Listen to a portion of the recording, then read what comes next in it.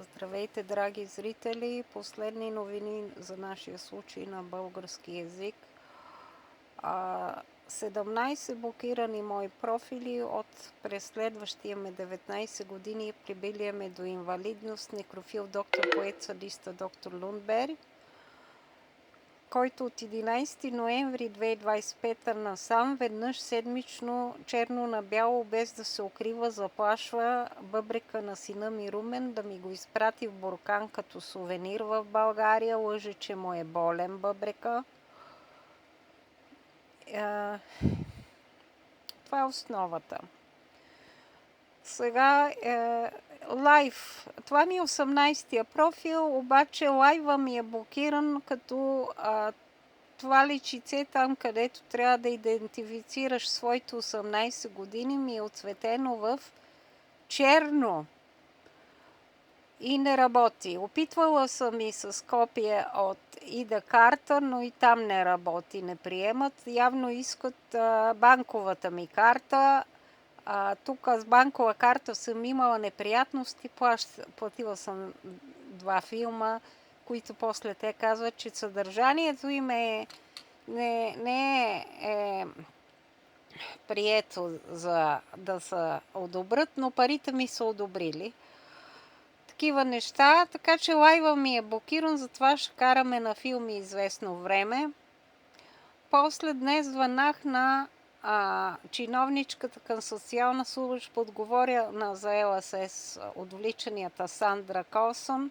Сандра беше обещала юли месец тази година, преди да излезе в отпуска, да премести Румен в подобен ЛСС дом в Гьотебор, далеч от тая банда, която го очаква отвън с нож, Чичо Мотумас окървавен с опръскан с кръв на жертви, с камери монтирани срещу дома, с колата на доктор Лундбер от новата му фирма от 5-6 дена насам регистрирана.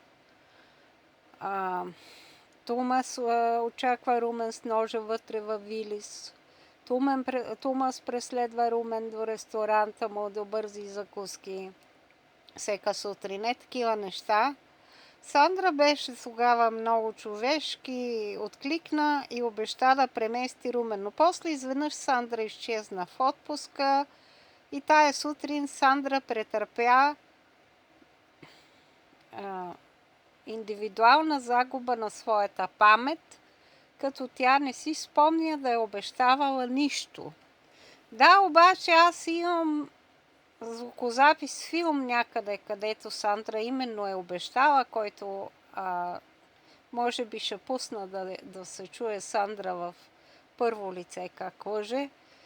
И моето недоумение аз реших да поправя, като и да й допълна, че разполагам с такъв звукозапис, но тя вече беше недостъпна по телефона си и телефонистите ме препращаха към нейн телефонен секретар, който също изключваше. Когато да запишете съобщението, изключваше.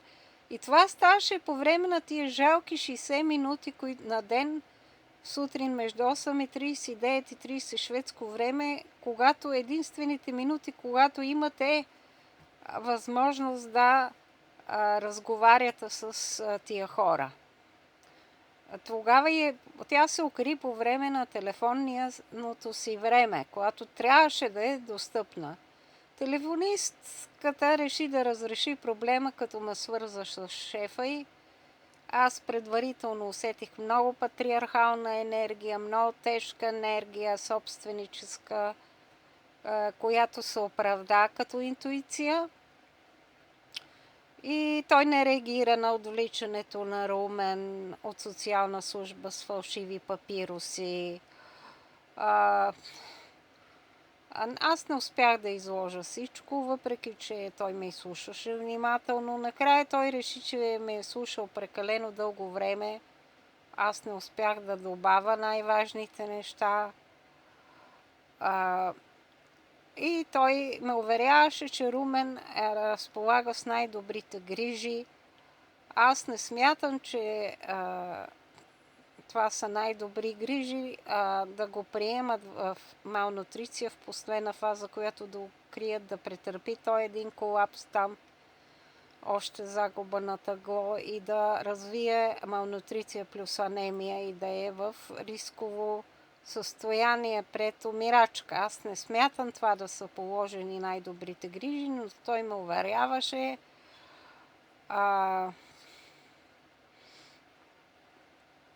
Такива неща и аз мислех да му изложа там най-важното, което щеше да бъде последните аргументи от моя разказ, но той ми затвори. Да, имам го като звукозапис на шведски език, може би ще го кача. Но това е състоянието. Крадат се деца и младежи в Швеция, за да си отварят работни места или, както много пъти съм го казвала във филмите ми, че работни места се отварят над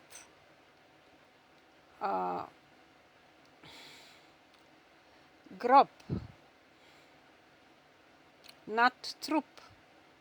Стената на труп е така са стиснали кокала и си отварят работните места за община Отдела. Безработица, високата безработица. Политиците им са толкова калпави, че те не могат да измислят нещо друго, освен отвличане и гладуване и вадене на органи за децата им. И после той много обезпокоително звучеше по отношение на бъбрека на Румен, като лъже, че този бъбрек е болен.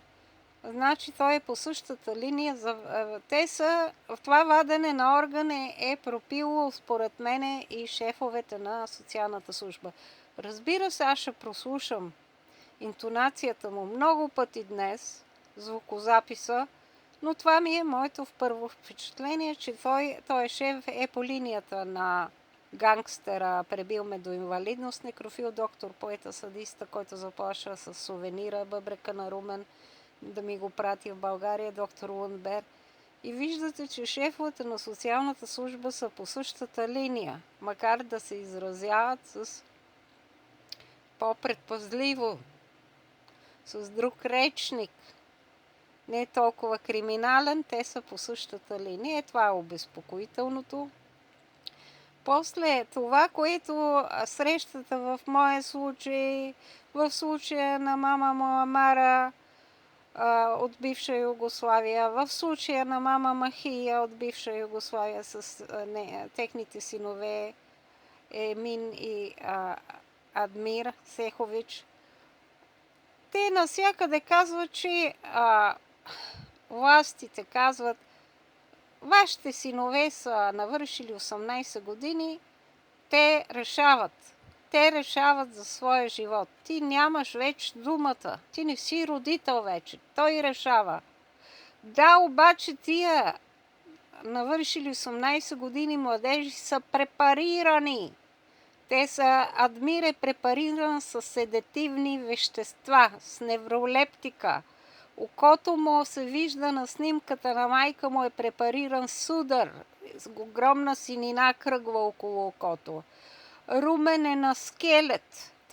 Значи ти не мога да мислиш трезво, ако лежиш в кревата без желязо в кръвта и анемия, малнутриция и ти се върти главата. Татко, като опитваше да става, той падаше, чупеше кости, идваше линейка да види има ли счупена кост.